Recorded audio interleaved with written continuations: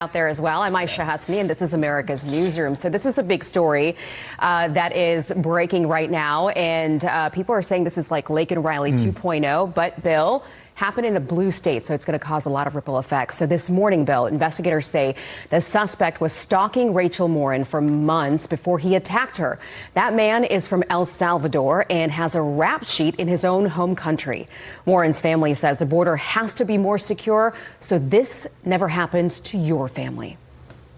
You know, this is not a Democrat or Republican problem. This is an American problem. And you would think that the Border Patrol would be able to stop people and say, hey, are you wanted for murder back in your country? If so, you can't come in here. So that's certainly a big problem. And Maryland is a long way from the southern border. So clearly it's not something just affecting the southern states.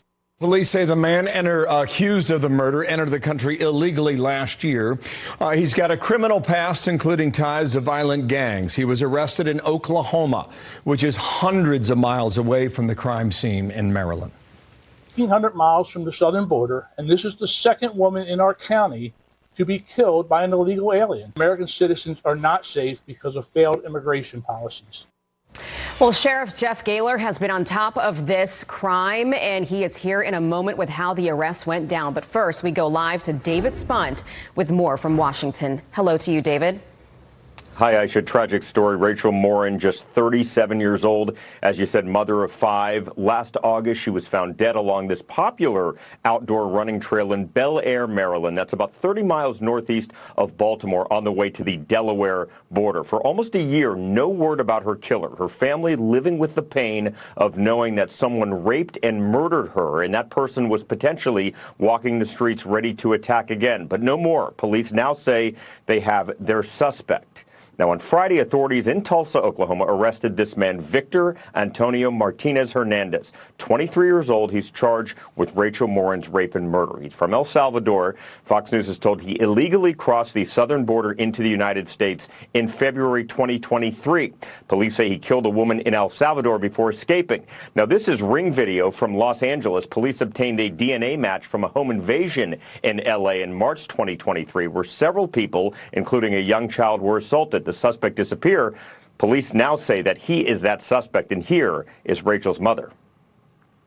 When things seemed like really bleak and hopeless, the lead detective said to me, he said, patience will win in the end. And that's what they've been doing. They've been diligently working very hard, and they've been patiently working through all the leads. And it's because of that that we have an arrest today.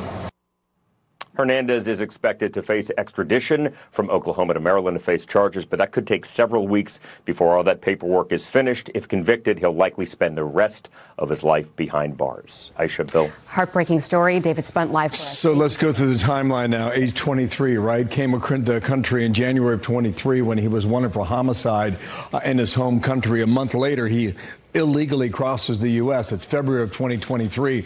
This is the incident a month later that David Spunt was just talking about, the break-in at that home in Los Angeles. And then in August of 23, that's when this murder was carried out. It was June now. Tulsa, Oklahoma, Morin's killer, alleged killer, has now been arrested. Want to get to the sheriff right now, who can join us. Hartford County Sheriff. Sir, good morning to you. How did you catch him in Tulsa, Oklahoma?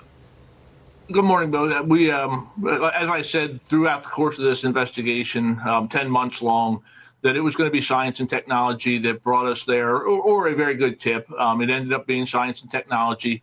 So working DNA, working electronic phones and all computers and all the social media accounts, we were able to work hand in hand with so many partners. And I got to say what a great partner the FBI was through this investigation, the state police here in Maryland, and so many others, Tulsa, Oklahoma, Los Angeles. That DNA hit out in Los Angeles was a big break in the investigation.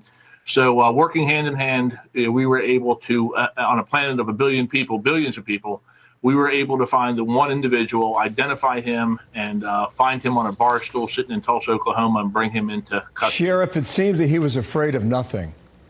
Crosses the border, goes to California, comes to your state, goes to Oklahoma. He was traveling this country when and where he liked. Sure, that's the great thing about the United States. We live in a free nation, and you can travel from one place across it. And that was our fear, that somebody who would do something as heinous as what he did to Rachel would do this to other people here in our country, other women would suffer the same end of their life. And indeed, hopefully not additional, because we haven't found any cases yet, but it was beforehand. He killed a woman in El Salvador, and that's why he fled there to come here through our open border. He tried to come in legally, and he was turned away, and that didn't deter him because we have such a porous border, and he came right through. That's right. And this is the result. Here is the governor of Maryland, a Democrat, Wes Moore. The question is about you, in fact. Roll this from Sunday.